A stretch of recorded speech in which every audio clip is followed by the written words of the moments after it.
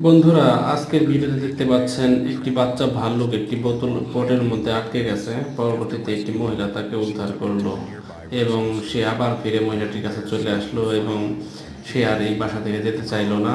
পরবর্তীতে মহিলাটির বাসার সকল সদস্যের সাথে ভাল্লুকের বাচ্চাটির ভালো একটা সম্পর্ক তৈরি হলো এবং সে এখানে খাওয়া দাওয়া করে, গোসল করে এবং বড় হতে লাগলো।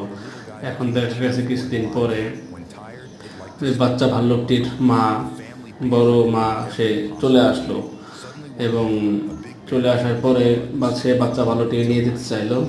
এখন ভাল্লুকটি বারবার সে সিদ্ধান্তে ভুগতেছে যে সে কি করবে, সে কি যাবে কি থাকবে। পরবর্তীতে বাচ্চা ভাল্লুকটি সে তার মায়ের সাথে চলে যাইতেছে, কিন্তু তার মনটা খুবই খারাপ। সে বারবার পিছন দিকে তাকাচ্ছে এবং চেষ্টা করতেছে যে এখানে আবার ফিরে আসার জন্য, কিন্তু সে তার মায়ের সাথে তার চলে যাচ্ছিল এবং পিছনে বারবার তাকাচ্ছিল।